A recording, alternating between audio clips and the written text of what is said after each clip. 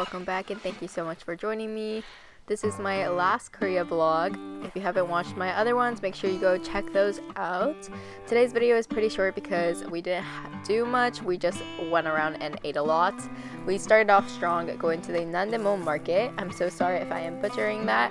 We decided to get a hotteok. It might be hotok, but I'm so sorry. I don't know how to say it. Please let me know how to say it because I would love to know. It was one of the best things that I had. I loved it so much. The outside is super crispy and the inside is so soft. It was super fresh and the inside filling is so full. Every bite you get the filling, and that is the best feeling that you can get from a sweet or a pastry.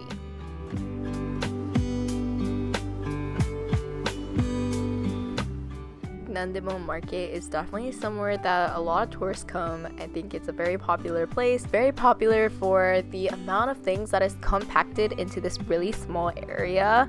They have things from groceries, foods, the little items that you might need such as toys or even children clothes and items. They have clothing, hats, accessories, shoes, eyeglassware, cameras, everything that you would need in your daily life, they will have. Something I definitely admire from this place is how little the shops are, but the amount of items and different varieties of things they can fit in there, and the different people who are owning these places as well, which I think is super important to keep the history and kind of the culture alive, because I think a lot of the places in Korea as well as Japan, a lot of the places are changing and becoming new. And as amazing as this is, I'm not hating on it, but you know, I think it's very important to acknowledge the little places that are still standing and working so hard, because these small businesses have gone through so much and they are working so hard to keep this alive, and I really admire that.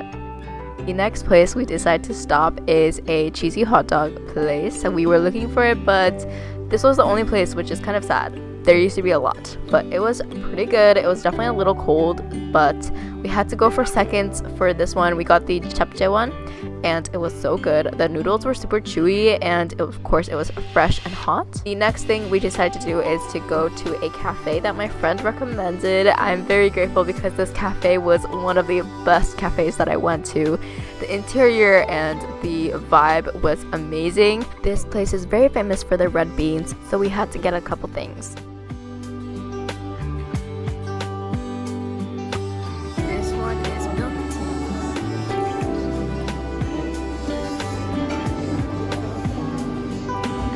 This one is hazelnut. This one is chestnut.